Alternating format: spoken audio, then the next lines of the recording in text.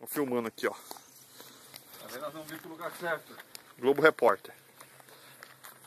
Veja a habilidade de pesca desse... Oi, caralho. Esse cara que sempre torceu pro Corinthians.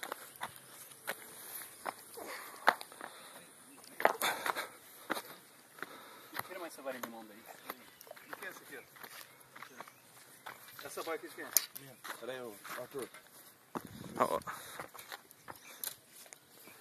Será que vamos conseguir o primeiro peixe fora d'água? A cara de felicidade dele, ó. Agora vai, vamos ver. Tira fora do coisa aqui. Tô tirando. Onde eu tô? Você cai na água. Pô, põe ele pra fora, pelo menos pra ver o tamanho dele. Se for pra perder... Não foi pra fora não, que história é essa? Aqui. Ainda bem que eu assustei ele aqui, viu? É, mas não, pois é. Ele é pra baixo mesmo. É grande isso aí, ó? Não, Uns 3 quilos? um pouquinho mais. Tá vendo, ó? O cor tá com cerol. Salsicha, velho.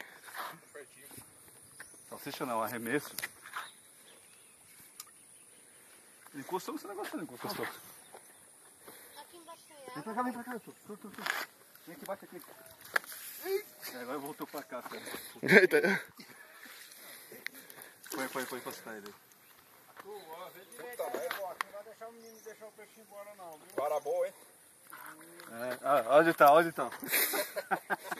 Pô, tô filmando isso aqui, meu. Vai pro YouTube depois, e aí? Eu tenho que editar o vídeo. Ah, sai d'água agora, hein? Ufa! Calma que o filho aqui. Olha só. Então, uns 3 quilos. 5? Segura aqui só, por favor. Ah, você não disse que ia levar um de 5 quilos? Quentão? Pesquei, ó.